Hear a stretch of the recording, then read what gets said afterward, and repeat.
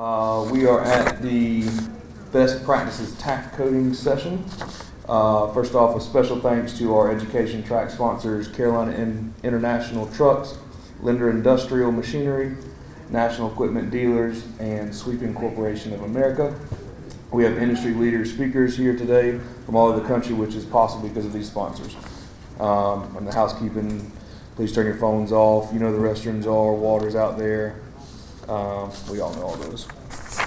So we have Mr. Brian Horner with us speaking today. Brian is employed by Etnire Co., located in Oregon, Illinois, for over 38 years.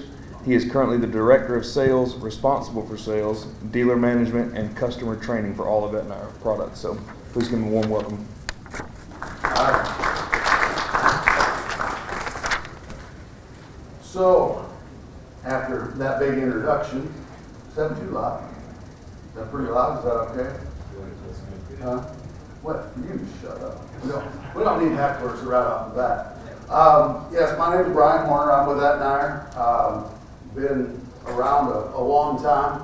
They haven't figured out what I really do there yet, so they just keep me around, I guess. But what do we have here for people? We're going to talk about Tack, but we have South Carolina DOT people, we have contractors, correct? Do we have any distributor operators here? What are we doing? Oh, I can keep going? It's hard to keep going, somebody's playing in your pocket here. We good? All right.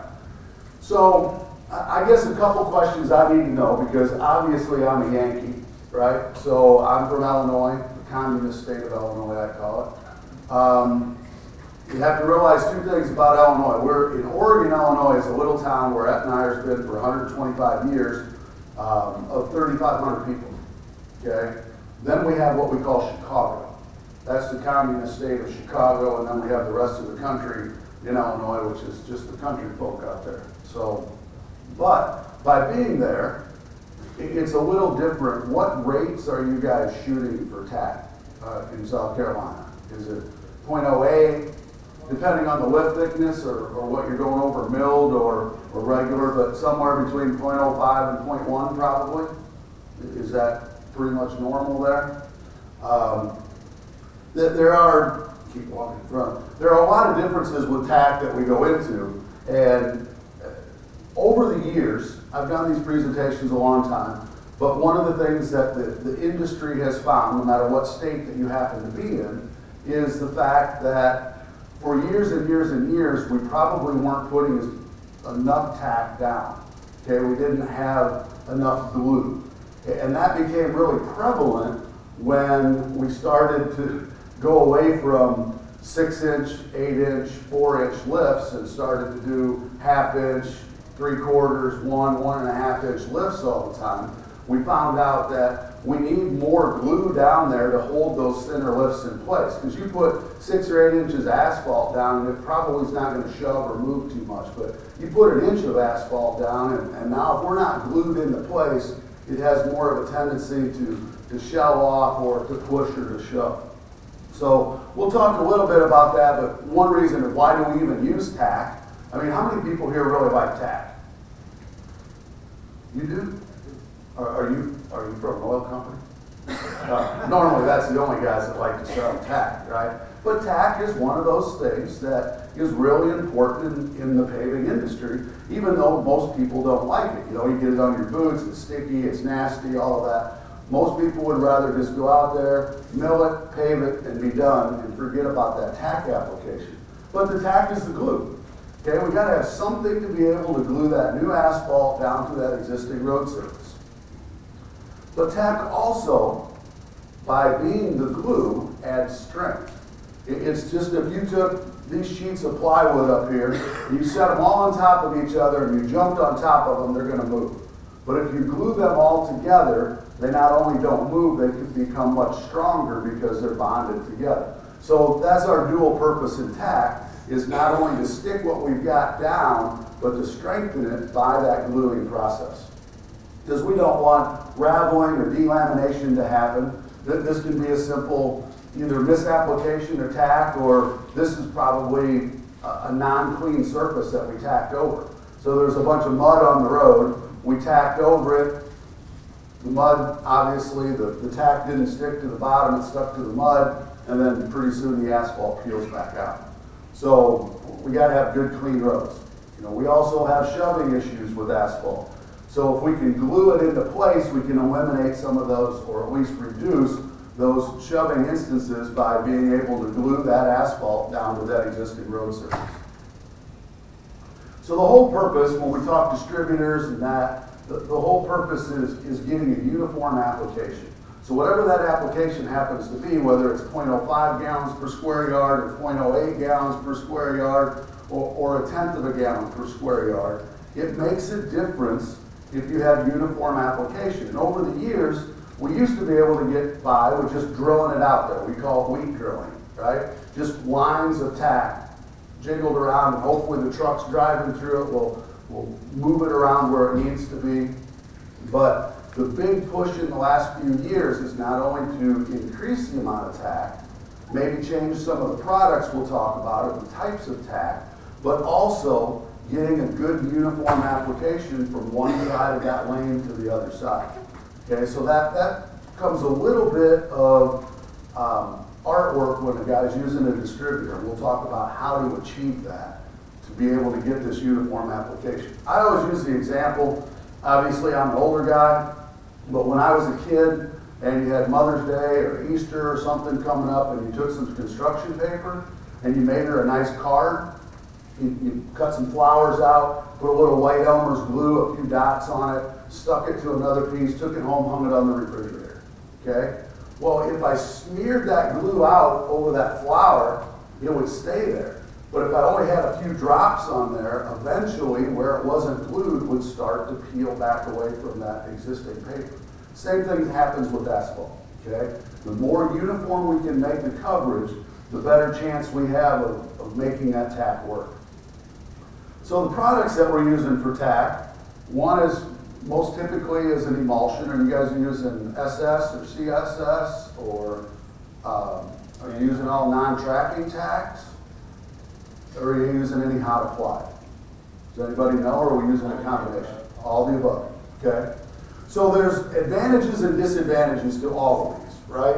Emulsions normally are our most go-to one. It's the most used across the United States. For tack, it's basically water that's got asphalt or oil suspended in it as a carrier. We've come up with non-tracking or less tracking tacks to try to keep it in place. So that's a different process. Most of those are still emulsions, but they're not being able to be diluted. There's some disadvantages to them. They have to be a little hotter to spray. They're harder to pump. They plug strainers. We'll talk about that. And then hot apply. So the industry, when I first started, used pretty much all hot apply, okay? And then we went, for safety reasons and stuff, we went more to the emulsions, lower temperature, easier to handle, that type of stuff. Now we're sort of going back away from emulsion, back into less tracking or polymer modified tacks, and then back into hot apply. They all work, okay? That's sort of a choice of whoever's job it is, what they're speccing for that tack, but they all work, but they're handled differently, they're shot differently, they use different nozzles, all that type of stuff to be able to do it. So we'll talk real quickly about each one of those. Emulsions basically is a product that Mother Nature says cannot be made. Okay, you cannot mix oil and water. But man says, yes we can, right? So we do. We shear up that asphalt into little bitty particles you can't even see. We suspend them in a soapy water solution, and then that allows us to carry it to the road. When we spray it, it comes out brown in color. When the water evaporates and we're left just with the asphalt again, our carrier's gone, our asphalt's there, and that's what we want to happen. It's called breaking, right? But we don't want that water and oil to come apart until after we spray it. And there'll be things I talk about that do it. But just remember, man says that we can mix oil and water, and ladies in the room, you know who's going to win the argument at the end of the day, right? It's going to be the ladies. And Mother Nature's a lady, and she's going to say, they're going to come apart. Okay, I'm going to make them go back apart. But we want to make sure we handle them properly, so that happens after we spray. So different terminologies.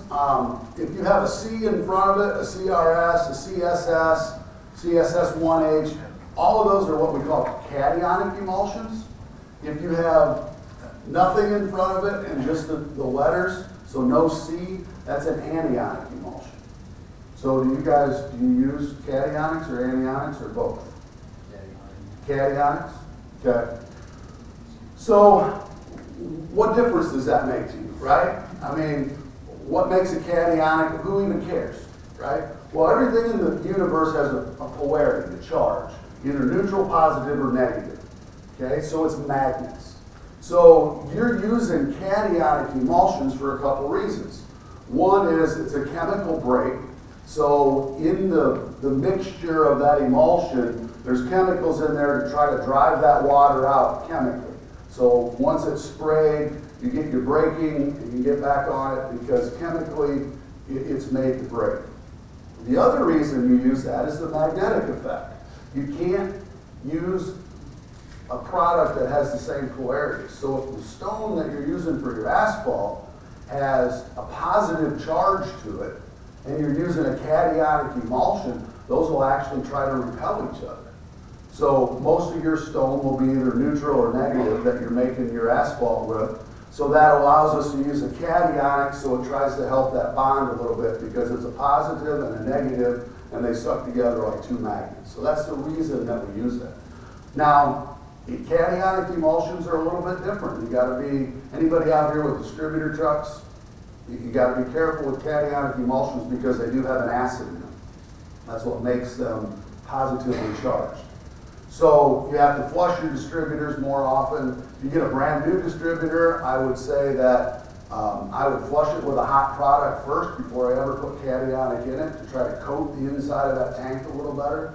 And then either flush it with water or flush it with hot material periodically to try to keep that out. Because what happens in the paving industry versus the chip seal industry is the fact that you never really get all the oil out of the distributor truck. Okay? You end up shooting some of it, you put more in on top, you shoot some, you put more in, you keep that, but you never really get it empty. And that cationic emulsion can start to damage those tanks in time. So just be aware of that. If you're a contractor using cationics, you should try to flush those tanks every now and then. So it's just glue. Okay, we talked about that. The residual amount of asphalt is what we want. That's what we're measuring. So if we're spraying 0.08 gallons per square yard, that's the whole liquid. But there's only about 60%, 67% asphalt in that liquid. The rest is all water. But we want to make sure we get enough glue down. So on the 2/3 ratio, do you know if your spec is calling just for a shot rate or is it calling for a residual rate? Shot rate, okay? And at 0.08 is a decent number, 0.07, 0.075. So just be aware that if you ever went to a residual amount, and I'll tell you this because it said the communist state of Illinois does that. They allow you to dilute tack, they allow you to do anything, but then they measure the residual asphalt content, and that's how they pay the contractors, is on residual content. So there's a lot of math involved in getting the right shot rates. But if you're shooting hot applied, the reason for this slide is the fact that if you're shooting hot applied material, that's real asphalt, okay? If you're shooting emulsion and you want the same residual as your hot applied, you really got to shoot about 1.5 times more shot rate of emulsion because of the water content to get the same amount of asphalt on the road. So here's just a quick example. If I wanted 0.05, I'm really only getting a 0.034 residual. So if the spec calls for 0.05 residual, I really got to bump my shot rate up to a 0.075 to be able to obtain that. So you're always going to shoot a little more with emulsions to get that residual. So know what the temperatures are. They're all temperature sensitive. Most of the time we're going to shoot emulsions from 150 to 170. Your non-tracking tacks are probably going to be 170 to 180. And then your hot applieds can be anywhere from 350 to 400 degrees. But try, because I'm a salesman and I work for a manufacturer of the distributor trucks. It's easier on a distributor truck the higher the temperature is of the product that you're putting through it. Because no matter what brand it is of distributor, we all use gear pumps. And if that emulsion or product that we're putting through our gear pump is cold, it's hard for it to pump. It's hard on the hydraulics. It's hard to suck it back. It's hard to move it. So if we can keep that product higher in the temperature range, it makes everything spray better, work better, clean out better. So just know what that is for the products that you're shooting. Try to keep it up in that range. Here's what it looks like unbroken, sort of brown colored, and then once the water leaves, we get nothing but the black coverage. So non-tracking tacks, do you use many of those? Okay, those are different animals. It's not take a CSS1, change it over to a non-tracking tack and just hope everything's okay. Normally they can never be diluted. They need to be closer to 180 degrees. The big thing is they have a very, very short shelf life. You can keep CSS or CSS1, whatever you're using, for months. It had, we got to keep it suspended, maybe a little circulation, but it keeps for a while. Your non-tracking tacks, most manufacturers will tell you it might be a 10-day shelf life, it might be a 30-day shelf life, or it might be, I don't know, shelf life. Okay? So if you're using non-tracking tacks, the biggest thing I can tell you is get it, use it all, and get fresh as often as you can. Or you'll end up with what we call cottage cheese or messes in the bottom of your tank. You'll start shooting stringers, your strainers will plug up. So you really got to pay attention to that short shelf life. And a lot of times we'll talk about later, we'll use a little bit larger strainer for that because it tends to plug up strainers pretty easily. So here's just a couple from one manufacturer of the do's. Keep it up there in the temperature range. Never shoot it too heavy because it doesn't want to break at that point. But the don'ts are really what you want to talk about. Don't ever go over 180. Don't ever let it freeze. Make sure you get it as often as you can, new product, and never store it for more than 4 weeks. Okay, always get new and fresh. So that's just the word to the wise there. So keeping any of your products at a consistent temperature, especially your emulsions, remember I said they're going to want to come apart. The more you circulate it, the more you heat it and let it cool, and heat it and let it cool, the shorter the shelf life of that product's going to be.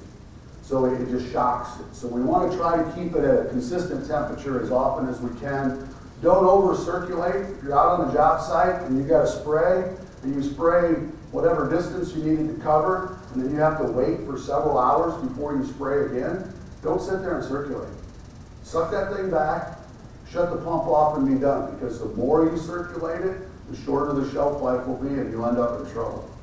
And then all your products use a minimal amount of diesel fuel. We call that release agent number 2 in the environmental world, to clean out anything, because especially your non-tracking tacks, they got a lot of polymer in them, and that diesel fuel will start to soften the polymer. So we want to use as minimal amount of diesel fuel as we possibly can when we clean our trucks out, so that we don't inject too much diesel back into the product. So then hot applied. So hot applied, there's various 265 to 400s, there's lots of different types of it. You always use caution because it is hot. If it gets on you, it's going to burn. 170 degree material will give you sort of a little hard sunburn. You put 400 degree material on you, you're probably going to the hospital. Okay? It will burn through just about anything. So always be careful when you're around trucks that are using hot applied. And then the caution from switching back and forth. Okay? If you take an emulsion that's been in a truck and you want to shoot hot applied tomorrow, that is a dangerous situation if you don't load it slowly, you don't clean it out, because what happens is that hot oil, anybody have a deep fat fryer? I can't even say it. Deep fat fry a turkey. You ever seen that done or do it? You lower that bird into that 350 degree oil and it's a little frozen in the middle. What happens when that water hits it? It boils up, it expands, it gets all over your garage floor, you burn your garage down, all that good stuff happens, right? All for a damn turkey.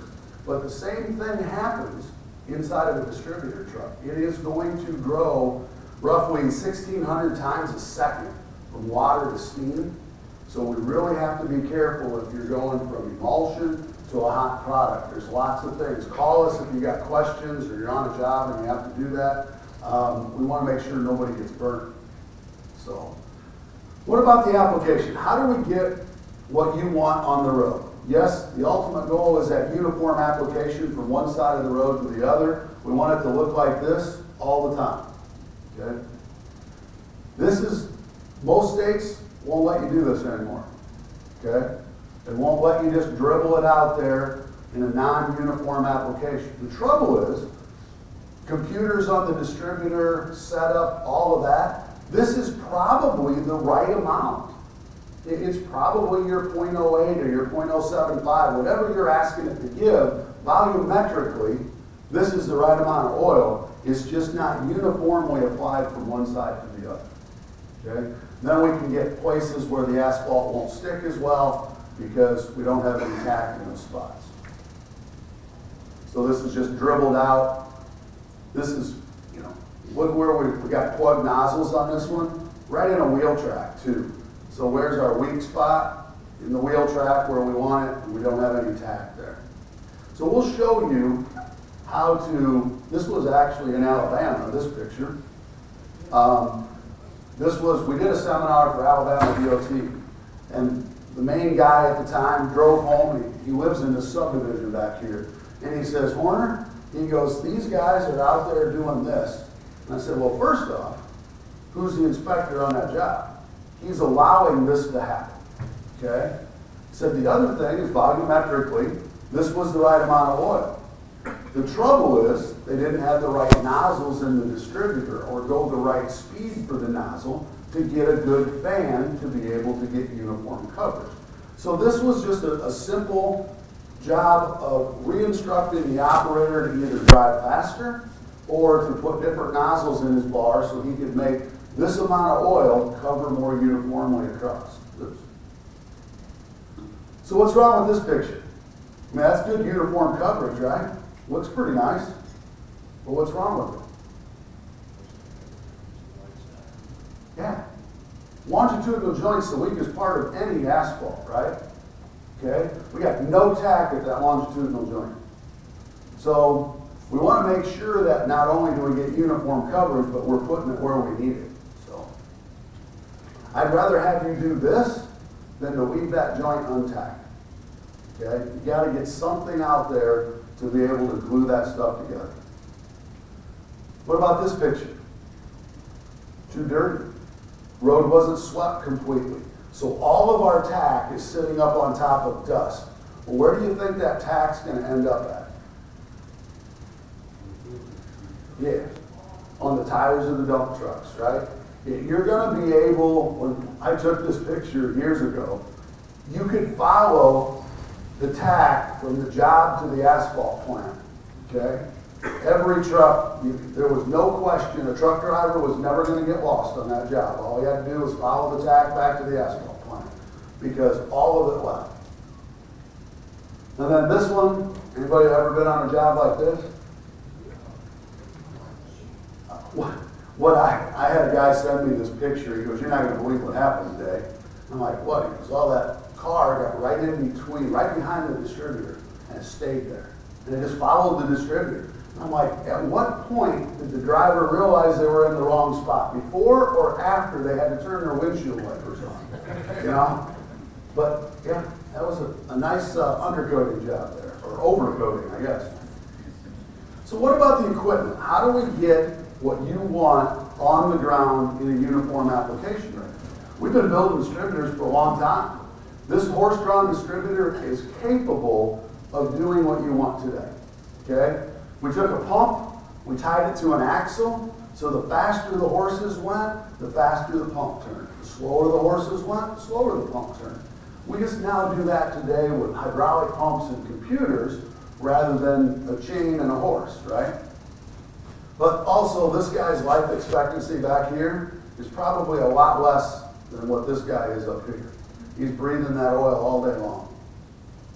So anyhow, as distributors evolved, we went from horse-drawn to rear engine to hydrostatic to computers, Everything has evolved with the distributor, but the basic guts of a distributor, no matter what you're using it for, are going to be the same. Whether I'm tacking or patching, or if I'm shooting seal coat, whatever, they're the same. There's just some little nuances that we have to look at to get the application of tack that we want. We could be the federal government and use a truck like this.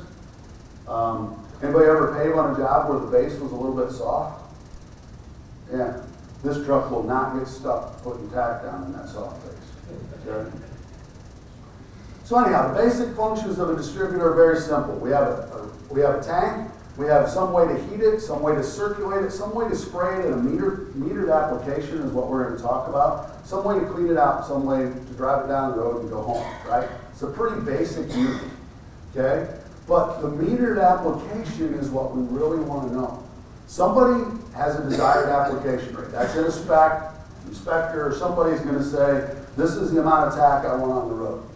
So then, what speed do I drive? How wide do you want it spread? And what does the asphalt pump do? What does the asphalt pump do in order to give me that desired application? I mean, this is one way to get it, right? Dump it out there, squeegee it around, call it good. This one, the video won't play, but this is a bucket, 5-gallon bucket. This paint can, it's got holes in the bottom of it. He fills the bucket and then he slings that can around on a rope. And that's what he puts tack down with. And this was in Jamaica, I believe. And you wouldn't believe it, but you know how he filled that bucket? From an asphalt distributor truck. But nobody knew how to run the truck, so they knew how to get it out in the hose. They filled a bucket to fill a can to do their tack work for it. So, oops. Then you have the calculated eye, which is the guesswork. Somebody looks at it, says, yeah, that looks good, or it doesn't. Let's really let the trucks do what they're supposed to do to be able to get the right amount. Let's not guess anymore. In Illinois, they have a remove and replace penalty. So if you do a job and if they find out that the tack failed, the asphalt failed because of the tack, that is a remove and replace penalty. So the guys in Illinois take their tack really serious because they don't guess anymore because they don't want to have to mill it all out at their cost. Anybody ever use a hand spray gun? Okay, seen those done? The only reason I put this slide in here is the fact that hand spray guns do not go through the computer per se. Okay, every distributor out there in today's world, doesn't matter the brand, will keep track of how many gallons you sprayed, how many square yards you shot, how many feet did you travel. Or they can do it in metric also. But anything that goes through a hand wand doesn't go through that counting. It only knows to count when your spray bar's on. So if you use your hand wand, one is this is a calculated eye, we're guessing. The other is any material that comes out of here will not be in your totals. So I don't know how you guys take your totals. Do you go off the tank gauge? Do you go off the computer? Do you weigh? Do you stick your tanks? There's lots of different ways to get the total for that job. But you'll be off if you use this a lot. Gallons per square yard is normally what we're working in because no matter what my gallons per square yard is, when I speed up and slow down, it will change my pump. If I change my shot width on as I'm driving or at any point, it'll change the pump also. If I change my rate, it will change the pump accordingly. So all those things work together simultaneously as you're using that distributor. But there's some things out there you gotta know about. Is my radar clean? Because everybody's using a radar to sense the ground speed in the distance. Okay, so that is an input to the computer. So if my radar is not giving me the correct distance or the correct speed, my computer doesn't know how to compute correctly and it will give you the wrong application rate. We have calculators on our pump. Everybody is counting revolutions of the pump. So we know that on your pump, how many, you get 1 gallon per revolution or what do you get? Yeah. So on their machine that's in the show, you get 1 gallon per revolution roughly. We get 0.61 gallons on a net nine. You go to a Bearcat or a Roscoe, they get 1 gallon per revolution. So it's a way to know how much oil we're putting out, but we're only counting revolutions. We're not actually counting product that goes through it. We're just sensing the revolutions, okay? But the two inputs any computerized distributor has to have is a good gallon per minute or revolution and a good feet per minute for the computer to do its job. So different things over the years have changed control panels, but it's all operator stuff that we're using. But it's all based off of a slide rule or a chart that basically says, if I'm shooting a certain width at a certain rate, what is my speed that I want to go and what should my pump return? We used to have to do that manually, right? Now the computers do that for you. But it's all based off of an app. So if nobody has the Etnire app, it sort of looks like this, or it's got the world logo on it now. The Androids, it'll have a globe where the key is, and your iPhones will look like that. Yeah. So really, if you're an inspector, a state person, a contractor, an operator, no matter what your role is in the paving world, this is a very simple little app that's free, and you can put in your width, you can put in the rate you want, you can put in a speed that you want to drive in feet per minute or miles per hour, and then what we're going to talk about is you put in the nozzle that you have in your spray bar, and it will tell you what your recommended speed range is to achieve that rate at that width. Because it's a computer. So everybody thinks that no matter what happens, the computer is going to give me the right rate. There are limitations to that. Every pump has a max. Ours is 400 gallon a minute. So if you drove fast enough that my pump hit 400 gallons a minute and I kept driving, I can't put out more than 400. So that's a limiting factor. The other limiting factor is the nozzle. Every nozzle on every distributor ever made is a fixed hole. So if my volume coming out of my pump is more than physically can go through that hole, I can't get the right rate. And then your asphalt distributors get super dirty. When you're trying to force more material through that nozzle than it will handle, you get atomization and you get dirty and nasty trucks back there, and you're not actually getting the rate you want on the ground because it just can't get through the hole. So we give you a speed range for the nozzle that you're using so that you stay within the range of that nozzle. If you undershoot it, that's easy to see. Your fans coming out of your spray bar, instead of being nice and crisp on the edges, they'll droop. That means I'm not creating enough pressure out of my nozzle, so I need to speed up to be able to do that or change nozzle size. So the nozzles are probably our biggest factor. On those pictures I showed you earlier, the rate was correct, it just wasn't uniform. We put a smaller nozzle in the spray bar, and the guy sprayed the same thing, and it looked so much different on the road, you'd be amazed. Okay? So that is one of the biggest factors. So there's different things we can put in trucks now to try to help operators, but we want that gallon per square yard uniformly covering that 3 foot by 3 foot square. But look at this. If we're spraying 0.05 gallons per square yard, that's only 6 ounces, 6.4 ounces of oil spread over a 3 foot by 3 foot square. That's not much. Even if you took a paint roller and tried to roll that out by hand, 6 ounces of oil isn't even enough to soak up in that roller. But yet we're trying to do that on a job site with a big truck, go 12 foot wide or 14 foot wide, and we're trying to achieve that. So actually Tack is harder to do with a distributor truck than other applications because we are using such a small amount of material through that big pump. So we just have to do that. Now this is always my non-drip sprayer. Anybody ever see a distributor that didn't drip? Our engineering department has been, this picture was in the 40s, I think, okay?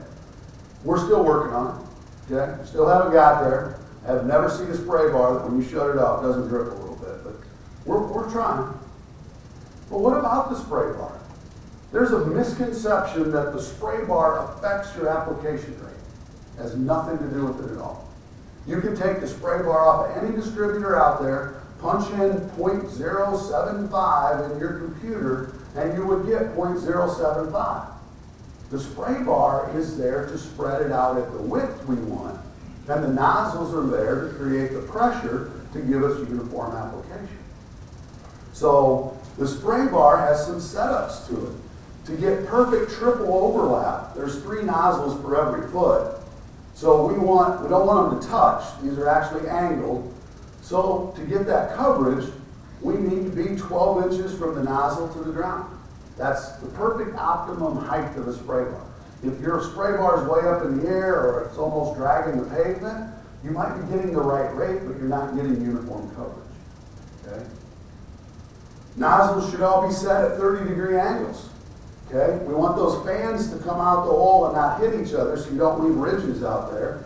So we set the nozzle, so you use a regular wrench, put it on the nozzle, and the barrel will hit the next one or the handle, and that will set. Doesn't matter if they go this way or if they go the way the picture shows, as long as they're the same. If all your nozzles are all jacked up, you might be getting the right rate, but you're not getting uniform coverage. So you'll have heavy spots and light spots.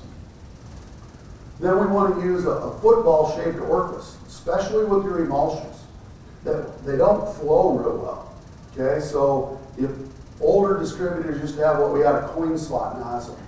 Okay, well then they tend to give you heavy edges on your fans and not a lot in the middle, so you'll see those streaks down the road all the time. So you want to make sure you got all the same nozzles, all at the same angle, and use a multi-slot, a V-jet they call them, cat's eye, football shape, whatever. Have that nozzle in there that will allow more oil to dump out the center and give you more uniform coverage.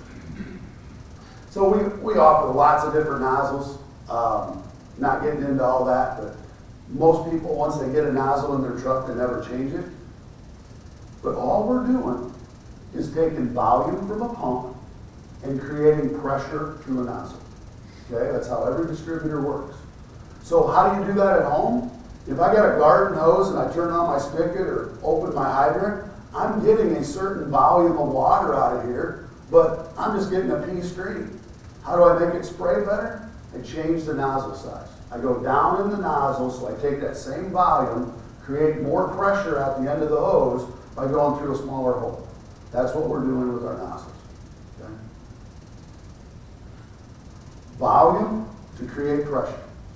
There's no pressure sensors or meters or anything like that. It is strictly a combination of the number of revolutions we're turning in volume that create pressure out of that nozzle. Flat fans we talked about. So here's just an example. Going back to some of those other pictures where we were just dribbling. This oil at the bottom is the correct application rate. It's good. Okay? I'm driving at a consistent speed, so my volume is consistent. So what I did here was I squeezed my garden hose. I went down in the size of nozzle, smaller hole, to create that pressure, so at that speed I was driving, I was able to get a uniform fan. Or you do the opposite. You leave it all the same for the nozzles. This oil is still my right rate. This is the right rate, but it's spraying a lot better. What I did there was I sped up, which made my pump speed up, which gave me more volume, which then created more pressure out of the nozzle. So there's 2 different ways to be able to achieve that. And granted, the one guy from Alabama, he didn't know anything about any of this. He got a new truck. His boss had a nozzle in it that came from the factory, and he didn't know anything about it. He didn't have enough room to drive 30 miles an hour, so he was driving 3 or 4 miles an hour, and that's the best spray pattern he got. He didn't know that he could change nozzles, still go that slow speed, and get a more uniform application. So here's another example. 0.05 looks really good. We're humming along at 600 feet a minute. Pump's turning 40. Everything looks good. I slow down, cut my speed in half. My pump drops. Still getting 0.05, but now I'm getting my drilling. So now we can cheat. So my suggestion is if you ever run into a problem and you're out there and you can't make it spray right, the first thing you should do is call somebody to sell you a new distributor. Okay? A new distributor shoots the best oil ever. So if your truck isn't shooting right, just get a new truck. Okay? Rotate that cycle a little bit. Or think like the computer thinks. Remember, I have volume and I have a nozzle. It doesn't know there's 3 nozzles for every foot. Okay? It knows how many switches are turned on in the cab from my wick. So I can cheat the system. So if I'm in an area that I'm not getting a good fan and I can't drive fast enough to create the volume to get a good fan, I can physically shut off, whether we flip them off physically or we take the nozzle out and we put a pipe plug in it, whatever you have to do, you physically can close off some holes. And now what I've done is changed nothing. Except I got less holes I'm coming out of, so now my pressure out of the existing nozzles becomes more, so I get a more uniform fan. Because in Tack, we're not really concerned about triple overlap, we're just concerned about uniform coverage. So even though we've shut some of these off, you might have to raise your bar a little bit so you don't leave a gap. The 30-degree thing probably goes away because I don't want to leave a streak, but I can spray at a much slower speed using less nozzles and create that pressure. Now, something inherent about distributor operators that if I set a truck up and we're doing cul-de-sacs and intersections and city streets and everything's working great, and then I go out to the interstate and I'm doing mainline, for some reason, he thinks he's got to go 50 mile an hour instead of 5 mile an hour like he was in town. And now, if I don't turn all these back on, he's going to create so much pressure, he's going to start fogging and atomizing, and he's not going to get the proper amount on the road. Okay?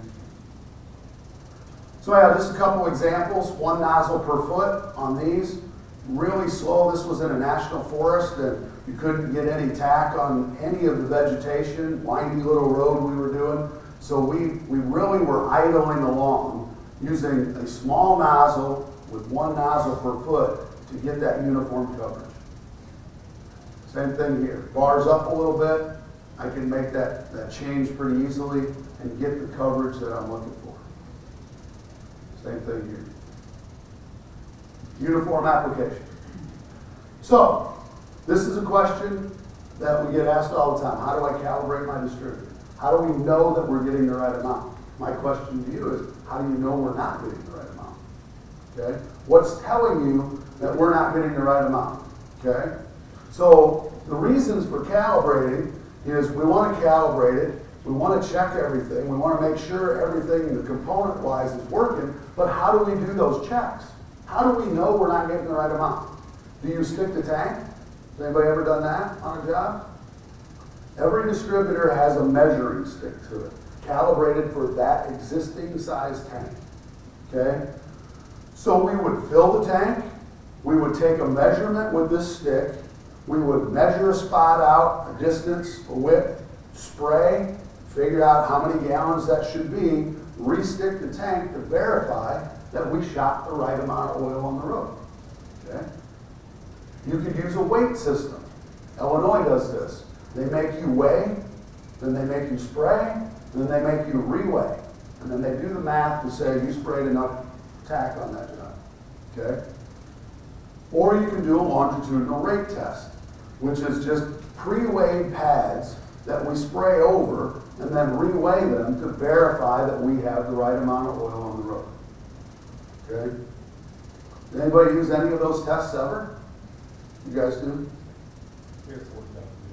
Airport jobs? Right. South Carolina doesn't have a state calibration for distributors, right? Okay. Any of the state people in here, I don't suggest that, only because if I take it to a facility and say calibrate my distributor, I'm going to use one of these tests, right? And then I'm going to make some adjustments and I'm going to make sure that I'm getting the right amount that I'm supposed to.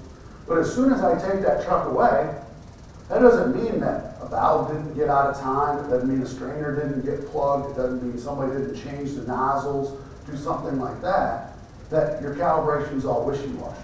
I prefer to do job site tests from time to time just to verify. You know, measure that certain distance out, spray, either go off the computer, the tank gauge, the stick, the weight, the longitudinal, do some test just to verify that we're shooting the right amount of product. This just happens to be Mark issue. You think Mark's going to pick up those dirty, nasty pads down there? No, this was at MCAT, so we had the college kids that could do that for us. But every shot that we do at the National Center for Asphalt Technology has to be done with the longitudinal rate test before we shoot it on the track to verify we're shooting the right amount. So let's say we're not calibrated. What do? Very simple things. No mechanics really required. We gotta make sure our radar is getting the right distance. We check a speed sensor that's on our pump. We can photo tack the pump to make sure we're getting the right reading. You want to go through all these checks. A radar should be checked every year on every distributor. You don't have to shoot any oil. You don't have to do anything. You just measure out 300 feet, go in to where it says your totals are, clear those out, turn your spray bar on, turn all your switches off and not spray a drop of oil anywhere. Drive to 300 feet, shut it off and see if I went 300 feet in 300 feet. Distributors should be calibrated so that they're accurate within 3 feet in 1,000. So 3 feet in 1,000 is not very much. But if we're off more than that, you add that up over miles and miles and miles, that turns out to be a lot of product that we're not actually getting where we want. So there's just different checks to be. There's different mechanical valves that have to turn to let the oil go because we're counting revolutions of a pump. It doesn't know that it's going down to the ground or it's going back into the tank. So there's some mechanical stuff there. The biggest one that happens these days is the strainer. The strainer's above the pump. Pump's counting revolutions. Computer's counting revolutions. If the oil can't get to the pump, the computer still thinks it's shooting it, but it's not physically getting to the pump. So with our non-tracking tacks, they tend to plug up strainers a lot. Okay, you get emulsion that's been around too long, it's starting to separate. You get that cottage cheese stuff going, your strainer gets plugged. You may think you're shooting the right amount of oil, but you are not. So checking strainers is very simple to do. You don't have to get dirty or anything. You can physically just look down the fill pipe, see the strainer in a truck, and see if it's plugged or not. If it's plugged, you need to change it, clean it, put it back in. Okay? Because this was CRS 2P, and the polymer was coming out of this oil, and it would, every load, we had to change that strainer. It would just plug that up. Okay? So you want to check those periodically to make sure that your strainers are clean. Because if they're not, you're going to have to clean them off somehow. This is normally the preferred method. Dust them off with a wire brush, put them back in, and away we go. That's why I said when you look at trackless or non-tracking tacks, a lot of times we increase this hole size a little bit in the strainer because it lets that polymerized oil go through it a little better. But never run a truck without a strainer. You can, but I've found ballpoint pens, cell phones, nuts and bolts, all sorts of stuff in that strainer. And we'll be happy to sell you a $10,000 asphalt pump because you ran a handful of bolts through a pump and didn't have a strainer in there. But that's not a pleasant conversation to have. So always make sure there's still a strainer there. Here's a chart of the different size holes. We tend to use 3/16 holes for our non-tracking tack. 1/8" holes are a little smaller, so we do that as standard. I never really go to 1/4 inch because most of the time in your tacking applications, your nozzle is going to be 1/4 inch or smaller, and then your nozzles become your strainer instead of your strainer. So I never go that big, but I'll use one of these two. Anyhow, nozzles are part of calibration. We talked about that. What happened here? You got a spray and then you got a dribble. You ever see that on a job? The guy takes off and he leaves a puddle and then he dribbles a little bit and then it sprays okay? That's operator error. We can correct all of that just by telling the operator where to adjust things because you should be able to start the spray and end the spray and never know where you started or stopped. So if anybody ever has any questions about this, I can explain that. I know we're short on time, so I won't go into it today.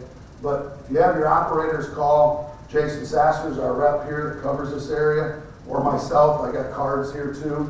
We can talk people through all of this to make sure that this doesn't happen. But know what you've got for materials, how hot to heat it, what rate you need to shoot, what nozzles you need. Knowing all of that stuff makes a difference in a good quality job. Because we don't want this to happen. It's not my job. Right? Because we're as much part of your team as anything. So the worst thing that I hate is to go to a job and they say, the distributor's not spraying right. 9 times out of 10, there's physically nothing wrong with the distributor truck. Okay? It just happens to be we're not operating it correctly. We don't have the right nozzles for the application rate we want. Things like that to be able to give. Because I don't want anybody to not put down Tack in a uniform application like the spec requires. So we got websites, all that good stuff to be able to give us some helplines, all of that. So that's all I have. Is there any questions to that? Any questions on Tack or how to handle it? I don't even have a phone. Oh, here. Hey, look at that. Pretty good time. Any questions at all? Was any of it helpful? Does anybody like Tack any more than they did when they started? No, I didn't think so. If you got any questions, come get one of my cards, any of that stuff, but I appreciate your guys' time. Thank you.